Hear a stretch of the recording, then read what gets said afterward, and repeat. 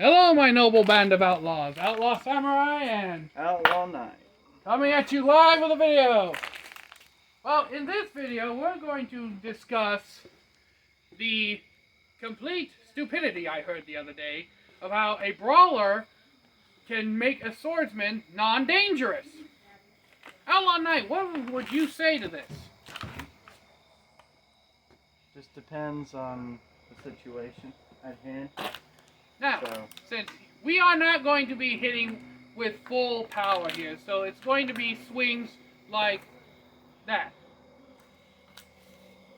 So, in this situation, this hypothetical situation that would have happened in history, a swordsman like myself of intermediate skill and a brawler going against him, how would you attempt to get out of this?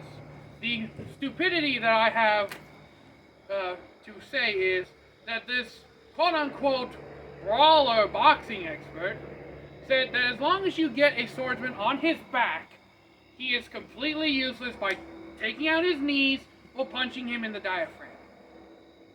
Now, arguably, the diaphragm, as you said before, is a valid point, but you still have to reach the swordsman's diaphragm and knees, and with a 3-foot blade in front of you, true, but if you were to slap that and I just turned the edge, cut, and you would have lost your fingers. So how would you... Not necessarily, because I can quick, boom, take out one of your legs. You're not going after me at that point. Yes, I would be down, but... Then I can step back because you're on your knees already. Just swing at me. But I still have my blade to point at you. Ow. Ow. I get you good? Yeah. Now you see, the difference between Hayden and your average street brawler is, Outlaw Knight, is that he actually has professional brawling and hand-to-hand martial arts training under his belt. The average... Not professional, no. A semi-professional. Still better than your average, everyday street fighter who just basically will strike with a melee of punches. No, you work with weapons.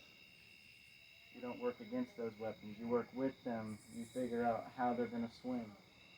True. But swinging is not always necessarily what a swordsman will do.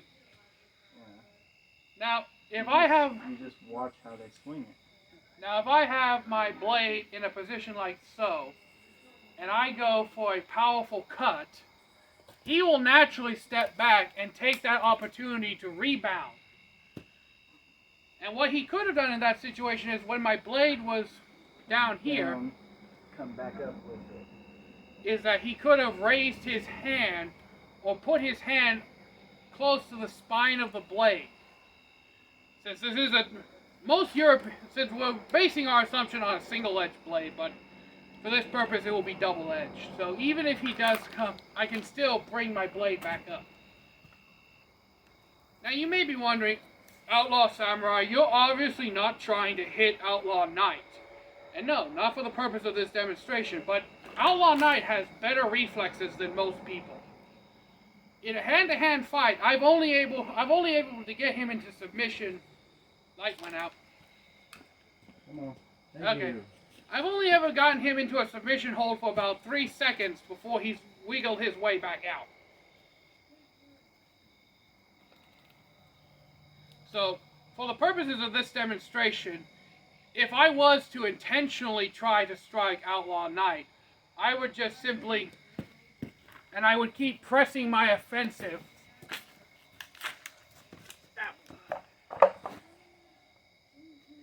until something like that happened. Now, you may also be wondering, oh, but Outlaw Samurai, you could have just wrenched the blade back and cut his fingers. And yes, this is a valid point. Oh. You did. I held it. Oh, yeah. And that would have disabled his hands. I still got feet. Yes. However... But at that point, I'd have been running. However, Yes, Outlaw's Knight makes a very good point. Limitations, man. If you're cutting my hands, you're cutting my way to go, and I'm leaving. And Outlaw Knight makes a very valid point. Once my hands are out of play, I'm gone. And that's a very valid point for brawlers.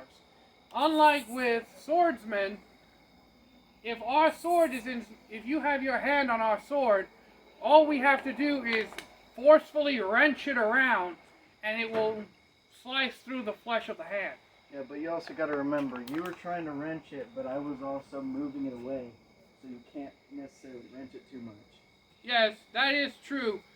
He had the full strength of his upper body on the weak of my sword, which, in retrospect, like the name suggests, the weak, the upper half, I have far less control than if he was to, say, try to wrench it down here.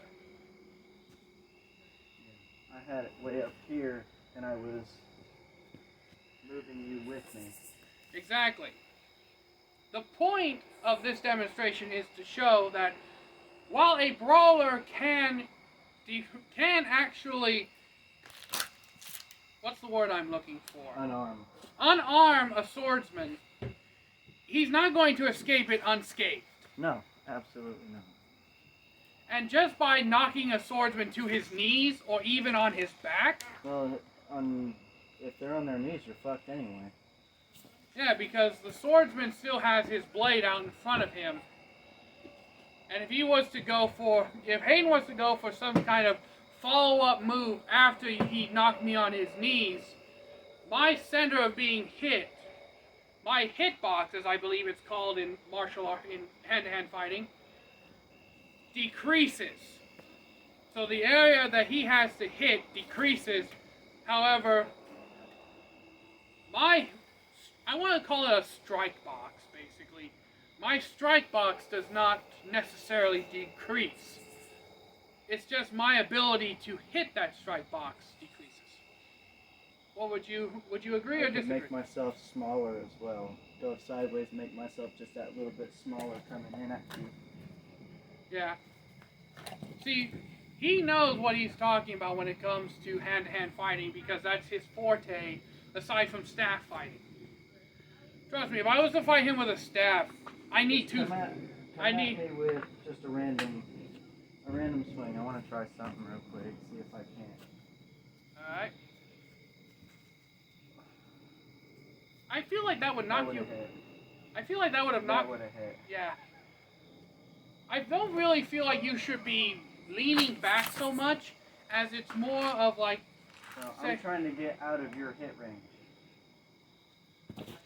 As more that.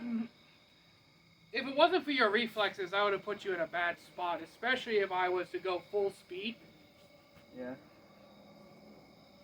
And just return with a follow-up cut.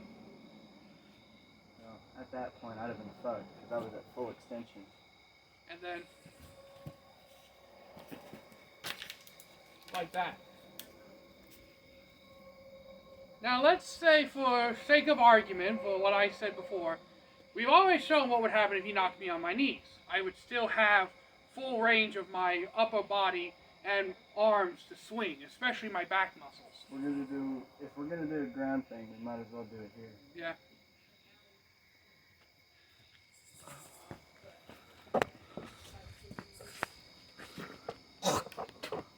But let's say, for the sake of argument, is that got the floor in the frame?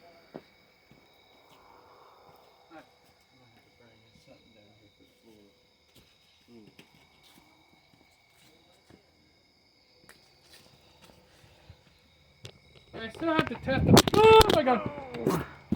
My bad. It's fine. Okay. Correct. Now we're good. I've dropped this damn thing so many times it's not funny. Okay, put it there because the buttons aren't in the way. There. There we go. It's just I had it in a way that was in there lightly so that the buttons wouldn't get pushed.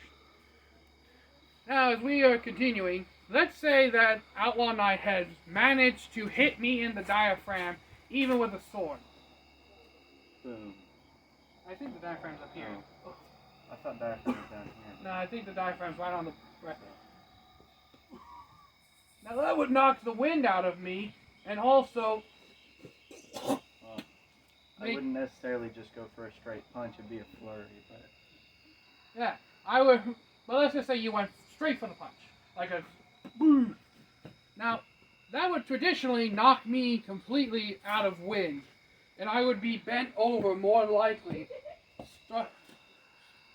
Take the knee, boom. And he would completely take me down. I'm not saying that a hit to the diaphragm won't do that. I'm not the same naive anime watcher I was in high school. But let's just say he hit me in the knee, and I got on my back. You still have a full range of motion that you can go for. I could thrust, I could cut to your legs, or if I need be... You can go straight up and down to my head. Pretty much. Just because you managed to get a swordsman on the ground, thank you, my brother, does not necessarily mean they are defenseless. What would you say to all these points we've brought up, Outlaw Knight? Just depends on the situation at hand. What sword it is. He's very soft-spoken, so you may have to turn your volume up to hear him. Of course, this mic is pretty good at this distance. I could come closer like this. You just look like some hillbilly sword salesman. We need to get one of our sparring sessions in a... For that, we need the bowkins and we need someone to video it, because we tend to move around a lot.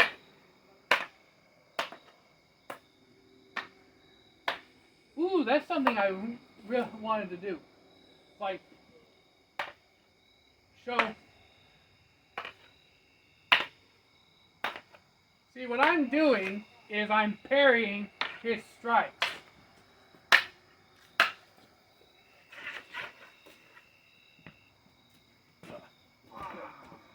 Also a good thing to, also a good opportunity to show why you don't want to back yourself against the wall as a swordsman.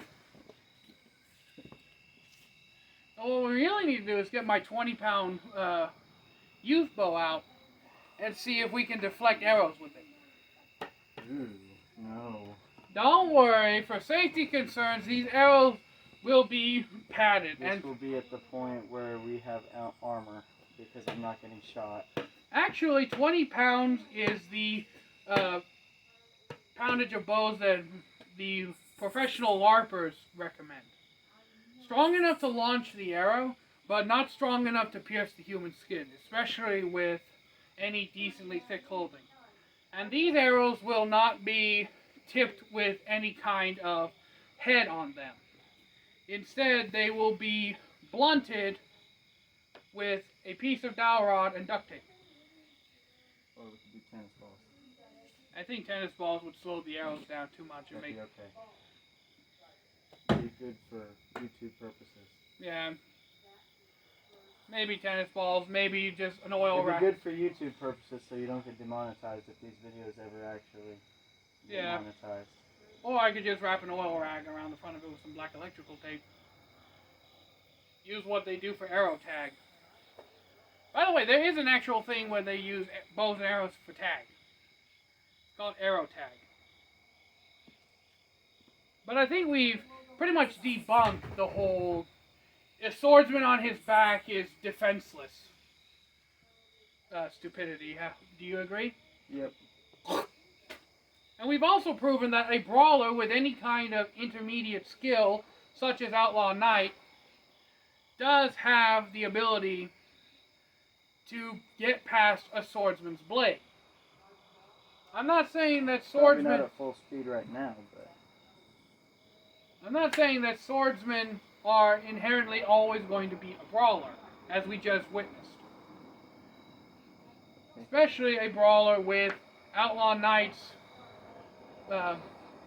speed and reflexes. But do you think a modern MMA fighter with no concept of swordplay would have been able to defend against my strikes. No. You have to know about it first before you even try. You see, that's what I've thought for years. MMA is a good platform. It's a good platform for martial arts, not for swordsmen, not for defending against any sort of weapons. But that's the thing. Weapons are inherently martial arts as well. That's my problem with MMA. They don't include weaponry. You can't really call it a mixed martial art without swords or any other kind of traditional weaponry that would have been in the martial arts. If that was the case, they would have just called it mixed hand-to-hand. But I hope you enjoyed this little video. So until next time, Outlaw Samurai and Outlaw Knight tells all y'all, be crazy rednecks, be safe, use your weapons, and we're out. Peace. Go.